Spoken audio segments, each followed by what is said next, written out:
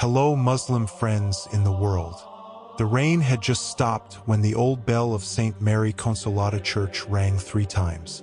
The morning air carried the scent of wet earth and jasmine blooming along the rusted fences of the convent. The small town remained quiet, as usual. Nothing seemed to change until that day. Sister Maria stood on the second-floor balcony, gazing across the street. There, on what used to be an empty lot full of weeds and rubble, now stood tall concrete pillars. At their tips, a white flag with Arabic script fluttered in the wind.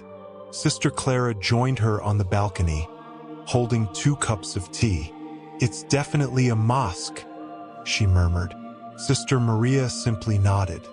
"People are starting to talk," Clara continued. "At the market yesterday, Mrs. Leese said this is a sign of the end times." Sister Maria offered a small smile. "Every change is called the end of the world by those afraid to see it change." Downstairs in the dining room, the other sisters were preparing breakfast. Sister Helena opened a letter from the diocese and read aloud. "The Lord calls us to be salt and light in the world, not guards of the gates." Her voice faded beneath the sound of hurried footsteps. A loud knock struck the front door. Sister Anna opened it to find Mr. Silas, the church caretaker, soaking wet from the drizzle. "Sisters, you've seen it, haven't you? They're building a house of worship right in front of our altar," he shouted, pointing across the street. "We must speak to the city council. This could disrupt our services." Sister Agnes emerged from the kitchen and looked at him calmly. "Are you here because you're disturbed? Or because you're afraid?" she asked gently. Mr. Silas fell silent. His eyes scanned the 6 nuns now standing before him, their white habits pure, their faces calm yet piercing. None of them looked ready to fight, but none of them looked like they would stay silent either. "We will respond to this, Mr. Silas," Sister Maria finally said, "but not with anger. We will listen and learn who our new neighbors are." As the sun began to rise and birds returned to their song, the sound of hammers and machines resumed across the road.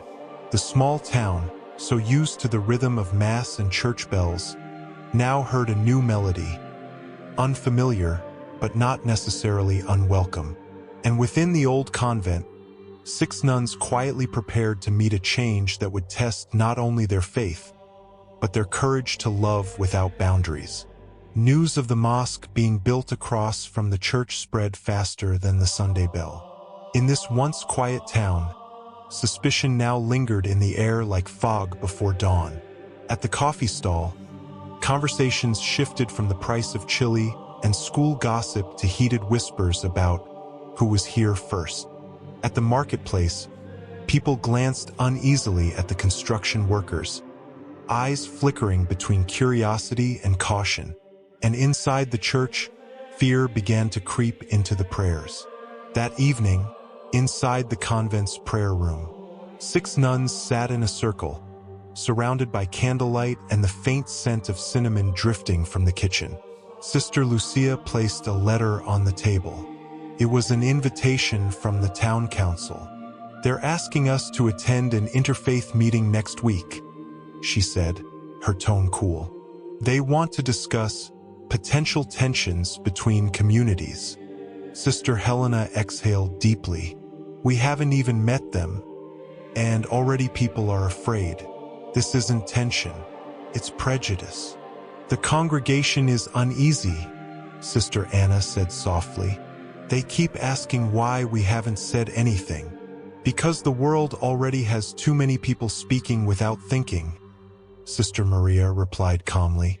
"But silence can also be a sin, if it's just fear in disguise." A quiet moment passed. Then Sister Clara, who had been watching the window, spoke gently. "What if we go first?" Sister Agnes turned to her. "You mean visit the mosque?" "Yes," Clara said firmly. "No ceremony, no announcement. Just walk over, as neighbors, The room fell silent. The idea struck like quiet lightning. Not loud, but enough to split open the stillness. The next morning, outside the convent gate, the 6 nuns stood under the morning sun, robes crisp, faces solemn. No crowd, no reporters, just them and the narrow street separating 2 houses of worship. Sister Maria nodded. Together they crossed. On the other side, several construction workers paused and stared. One of them, a young man with a neatly trimmed beard and white skullcap, set down his hammer and approached the gate. The nuns stopped at the mosque entrance. "Assalamu alaikum," Sister Agnes said with a warm smile.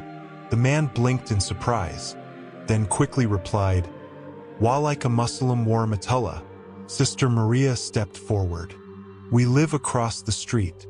We've come to welcome you as neighbors." The young imam looked at them silently, reading their faces one by one. Then he opened the gate and said, "Please come in. I'm Imam Yusuf, and we're honored by your visit." Inside the mosque, still scented with fresh paint and drying cement, the nuns sat cross-legged on the marble floor, speaking in a gentle circle with Imam Yusuf and a few of the mosque caretakers. There was no theological debate, no grand speeches, just stories about their town, about childhood memories, about hopes for peace. Outside, birds chirped again, and in the distance, the echo of a call to prayer from an old mosque across town blended with the distant toll of church bells. Strangely, no one felt out of place. But not every heart in the town was at peace. From behind the window of a small coffee stall, Mr. Silas watched the meeting with narrowed eyes. "We once prayed for good neighbors," he muttered. "Now we're told to welcome those who don't share our faith." He stood, adjusted his old cap, and walked out with a heavy step. Something churned inside him, a strange blend of fear, envy, and something darker. Meanwhile, in the mosque courtyard, the 6 nuns stood once more, smiled, and said their goodbyes. They didn't yet know their quiet act of kindness would soon become the talk of an entire town. And the real storm hadn't even begun. Sunday arrived under gray skies and a dry, heavy wind. The town felt different, quieter than usual, but not in peace. There was a tension in the air, like the pause before thunder. Inside St. Mary Consolata Church, the bell rang as always, calling the faithful to Massachusetts.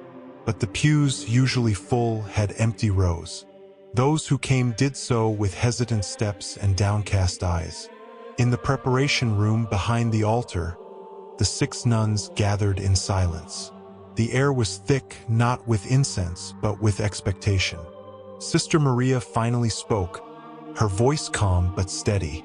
"It's time we speak, to everyone." At the pulpit, Sister Maria stood alone. Her voice was soft, yet somehow it filled the entire church. "Dear brothers and sisters, a few days ago we crossed the street. We visited our new neighbors. We were welcomed not with resistance, but with open hands." Murmurs rippled through the room. Heads turned, eyebrows furrowed. Sister Clara stepped forward. "We did not go to compromise our faith. We went to extend a hand, to meet those we had judged before even knowing." Then, a voice rose sharply from the back pews. "That's not love, that's surrender," cried Mr. Silas, rising to his feet, fists clenched against the pew. "Have you forgotten who we are? Do you want their call to prayer drowning out our bells?" Others began to speak, some angry, some afraid. "They'll take over. We're already outnumbered. You're putting our church at risk." Sister Agnes stepped forward. Her face was serene, her tone unwavering. She opened her Bible and read, "Love is patient. Love is kind. It does not envy. It does not boast. It is not proud. It is not self-seeking. It is not easily angered. It keeps no record of wrongs. 1 Corinthians 13 verses 4 to 5. She closed the book slowly, then looked around. If our faith can be shaken by someone praying across the street, then perhaps what needs testing is not their presence, but the strength of our hearts. The church went silent. Even Mr. Silas slowly sat down, eyes lowered. After Mass, people lingered. Some approached the nuns quietly. Mrs. Leese, eyes red from tears, took Sister Lucia's hands in her own. I don't know what to think anymore, but maybe you're right. Maybe I've been afraid for too long. Sister Lucia smiled and embraced her gently, saying nothing. Sometimes comfort needs no words. Outside, a small group gathered at the gates. Imam Yusuf stood among them, holding a basket of dates and flatbread. "We heard today was important to you," he said with a smile. "We brought something to share. We're honored to be your neighbors." Sister Maria chuckled softly. "If all neighbors brought food, we'd welcome mosques on every corner." They laughed, and somehow, laughter echoed louder than fear. But not everyone was laughing. Far across town, in a dimly lit room behind drawn curtains, several men sat in silence around a table. One of them spoke without smiling. "These nuns, they're getting too close, too soft." Another nodded. "If they keep going, this whole town will bend." A third older man leaned forward. "Then we strike, not at them, but at what they tried to protect." The storm hadn't passed. It had only begun to gather. Night came quietly, but something about the air felt wrong. The street lamps flickered. The usual hum of insects was gone. Even the stray cats stayed hidden. Inside the convent, the 6 nuns knelt in the chapel, praying together beneath the soft glow of candlelight. Then, 3 sharp knocks broke the silence. Sister Anna rose and opened the door.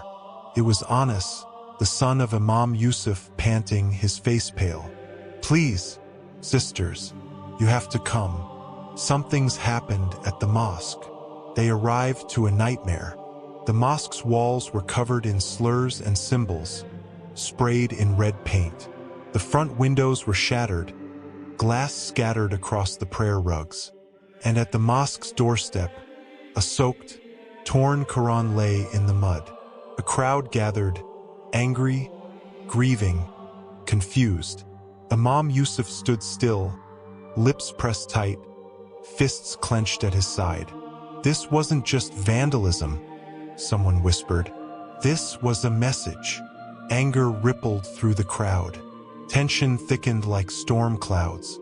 Some called for retaliation. Then, 6 white figures stepped into the scene. Without a word, the nuns picked up buckets of water, cloths, and brooms. Sister Clara knelt first, carefully picking up the torn pages of the Quran. She placed them gently onto a clean cloth and whispered, "Sacred is sacred, no matter the language." The crowd watched, stunned. Sister Maria spoke at last. "We didn't come to defend a religion.